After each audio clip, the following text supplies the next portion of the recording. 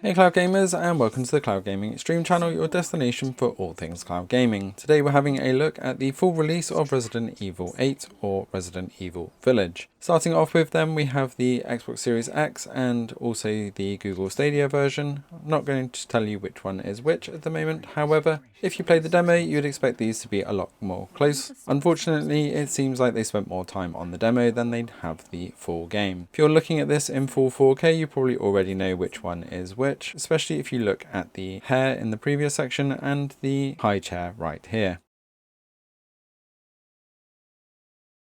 As we come through though, we can see the dynamic resolution is firmly in effect here, definitely not pushing a full 4K, but probably closer to 1440 and then upscaling to 4K. While this is quite impressive in most cases, in some of the cutscenes it does seem to lack somewhat, especially if you look around the hair here. The Series X does have the Raytracing Enabled here, which does give that bloom effect so much more nicely in those cutscenes. However, as we see that dynamic resolution in effect in certain cutscenes, you can see absolutely zero difference here at 4K. But when we go into some of the more detailed scenes, we can see that resolution has dropped once again, and we're probably getting closer to 1080 or 1440 as we come through the trees there. But when we see some of the character models up close, and I love the expression on this guy's face, we can see that they have pushed that up to pretty much 4K once again, and only really seeing the difference in the ray tracing on the Series X side here. Generally, overall, Stadia is doing a very good job at pushing up that resolution, and if you're watching on a TV, the magic of TV will gloss over a lot of these effects. So if you're playing on a 4K TV or on a phone, you are not going to really notice these differences.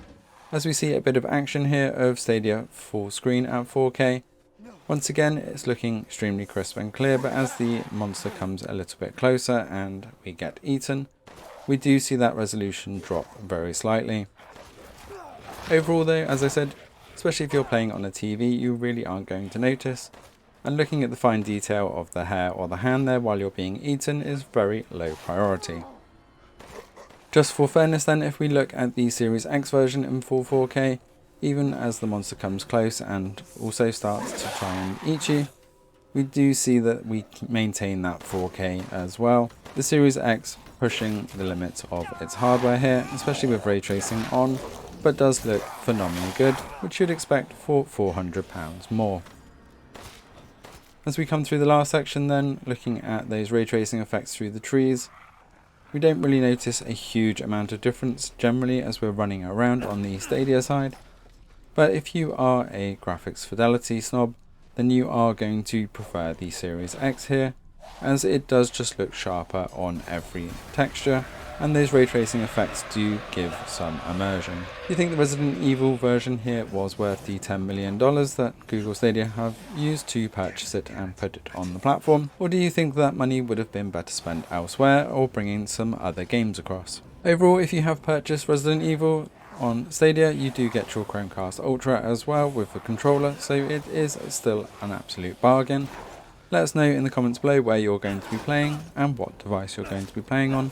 Thanks for watching, don't forget to hit that subscribe button to stay up to date with all things cloud gaming, and we will see you next time.